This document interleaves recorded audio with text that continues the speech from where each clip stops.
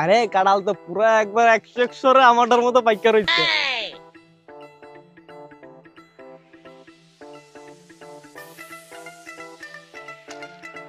আরে এটা ইমরান না?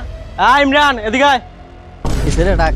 আইতাছি। বন্ধু তুই এখন যা, আমি রাত্রে সব রিল্যাক্সে ক্লিয়ার করে দেবো। আমি এখন যাই।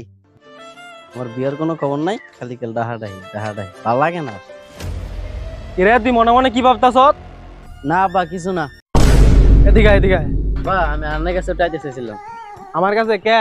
আসলে বা ওই পাশের বাড়ির মুখলেসে বিয়ে ফেলেছে তো, আমার তো আর বয়স কম হইলো না। নিজের বাপের বিয়ার খবর না, আবার তার বিয়া। আরে আব্বা বুঝুন না, আমি বিয়ে করতে হলে দানের রাস্তা ক্লিয়ার। এই তোর মতলবটা কি রে? আরে আব্বা আপনি তো ঘুমন্ত বিড়ালে জাগাইতে পারেন না। যদি ঘুমন্ত বিড়ালে না জাগাইতে পারতাম তুই আর হইতি না, তুমি পেন্ডিং এ থাকতি। আসলে আব্বা আমার মনটা অনেক বড়। আগে কেমনে বিয়া করুম ওইটা ক।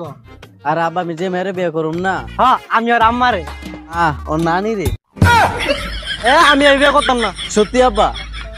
এবার যদি রাজি নাই তাহলে আমার বিয়ে জীবন হইতো না। আরে না, আমি তো দুষ্টামি করছিলাম। লা আমার আর সইতেছে না, তাড়াতাড়ি লা।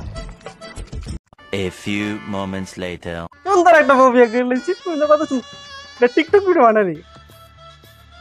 গাইস বুড়ো বলছে বিয়ে করে লাইছি, আর চাই কি তোমরা কমেন্ট করে জানাইও আমার খাপটা ঠিক আছে নিয়ে।